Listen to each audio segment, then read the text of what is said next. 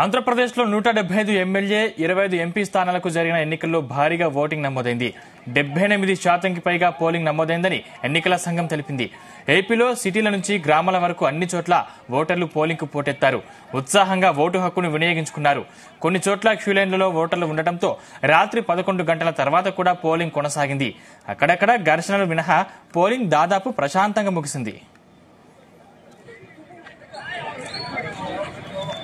పల్నాడు, నరసరావుపేట, తెనాలి, తాడిపత్రి వంటి కొన్ని చోట్ల ఘర్షణలు జరిగాయి. కొన్ని గ్రామాల్లో వైసీపీ, టీడీపీ కార్యకర్తల మధ్య పరస్పర దాడులు, రాళ్లు రువ్వుకోవడం లాంటివి చోటు చేసుకున్నాయి. బాపట్లలో జరిగిన దాడిలో కారు అద్దాలు ధ్వంసమయ్యాయి. పల్నాడు జిల్లా దాచేపల్లి మండలం తంగేడు గ్రామంలో గుర్తు తెలియని దుండగులు పెట్రోల్ బాంబులు విసిరారు.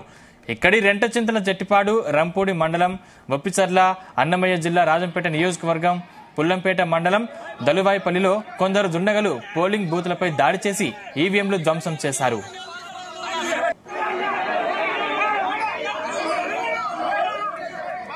నరసరావుపేటలో టీడీపీ, వైసీపీ మధ్య ఘర్షణలు ఉద్రిక్తతకు దారితీశాయి. ఒక బొలేరో వాహనాన్ని తగలబెట్టారు. ప్రకాశం జిల్లా ఎర్రగొండపాలెం నియోజకవర్గంలోని పుల్లల చెరువు మండలం ముటుకులో టీడీపీ, వైసీపీ వర్గాల మధ్య ఘర్షణ జరిగింది. పరిస్థితి ఉద్రిక్తంగా మారుతుండటంతో కానిస్టేబుల్ ఒక రౌండ్ గాల్లోకి, 2 రౌండ్లు భూమిపైకి కాల్పులు జరిపాడు. దీంతో కానిస్టేబుల్ చేతికి గాయమైంది. ఈ ఘటనలో మరో 3 కూడా స్వల్పంగా గాయపడ్డారు. అల్లూరి సీతారామరాజు జిల్లా రంపచోడవరం నియోజకవర్గంలోని మావోయిస్టు ప్రభావిత ప్రాంతాల నుంచి ఈవీఎం, వివిప్యాట్లను హెలికాప్టర్లో రంపచోడవరంలోని స్ట్రాంగ్ రూమ్లకు తరలించారు.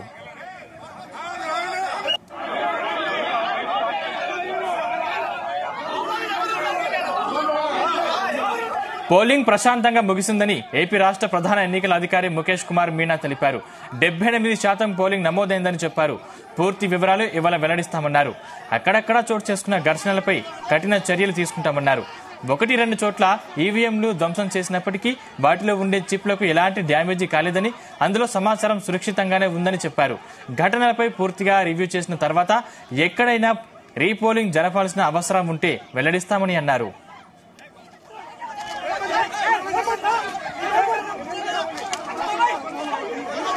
ఇదే అంశానికి సంబంధించిన మరిన్ని పూర్తి డీటెయిల్స్ మా ప్రతినిధి నాగేశ్వరరావు అందిస్తారు. నాగేశ్వరరావు.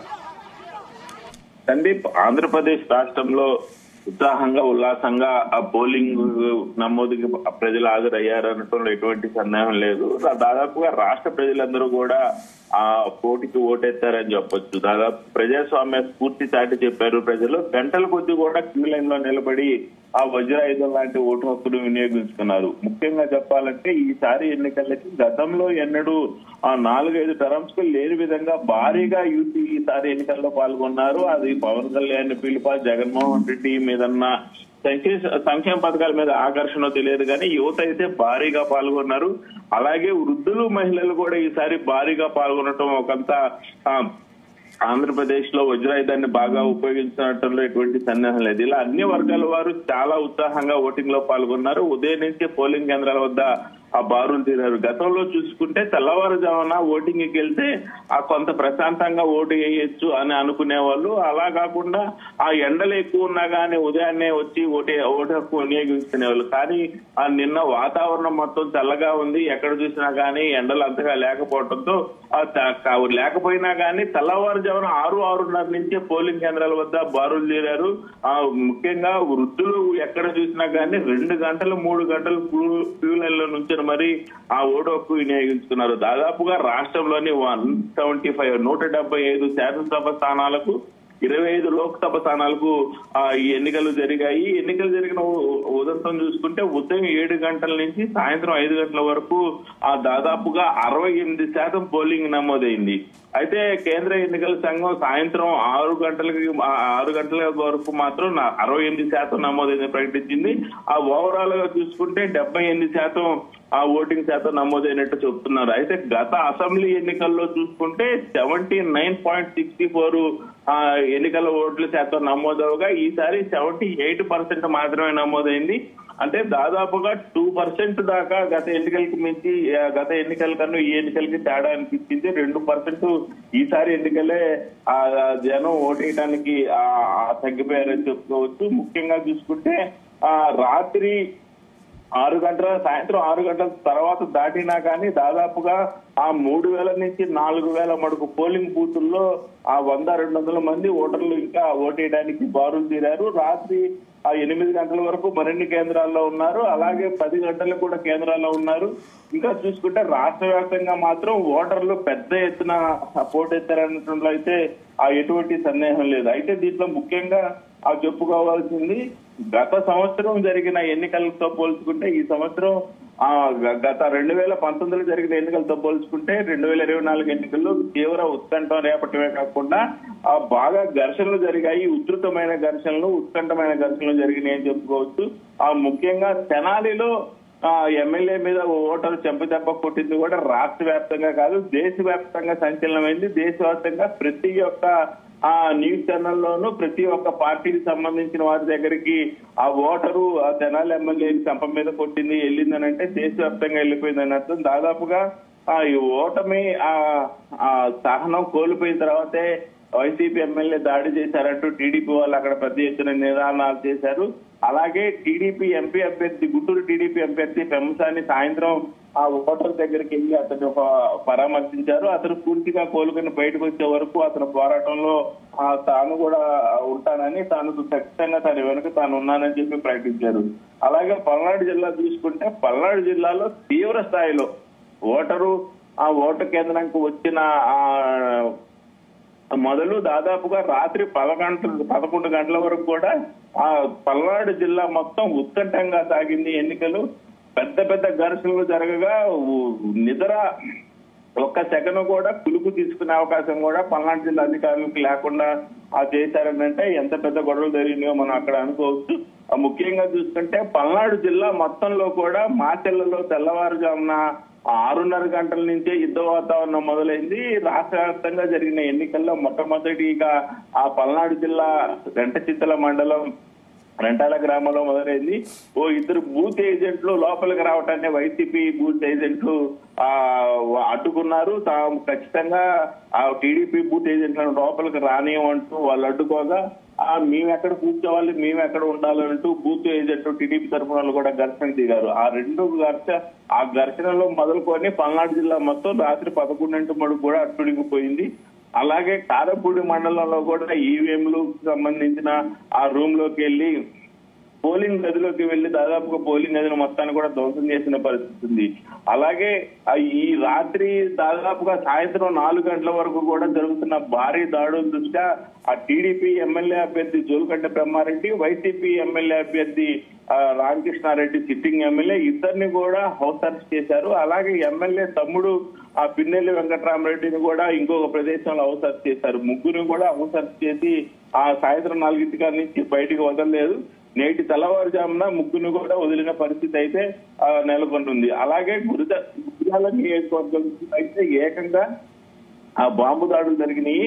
ఆ నాటు బాంబులు వేశారు, అలాగే సీసా బాంబులు వేశారు. పెద్ద ఎత్తున కూడా గత ఎన్నికలు గత 2 టర్మ్స్ 2019 కానీ 2014లో కానీ బాంబులు మోత అనేది ఎక్కడా వినపడలేదు పల్నాడు జిల్లాలో. మళ్ళీ నేడు ఆ సంస్కృతి మొదలైందని చెప్పుకోవచ్చు. గురజాల నియోజకవర్గంలో అయితే సీసా బాంబుకున్నారు, నాటు బాంబులు కూడా తీసుకున్నారు. దీనివల్ల ఆ నియోజకవర్గంలో పెద్ద ఎత్తున కూడా ఆస్తులు కూడా ధ్వంసమైనాయి అని చెప్పుకోవచ్చు.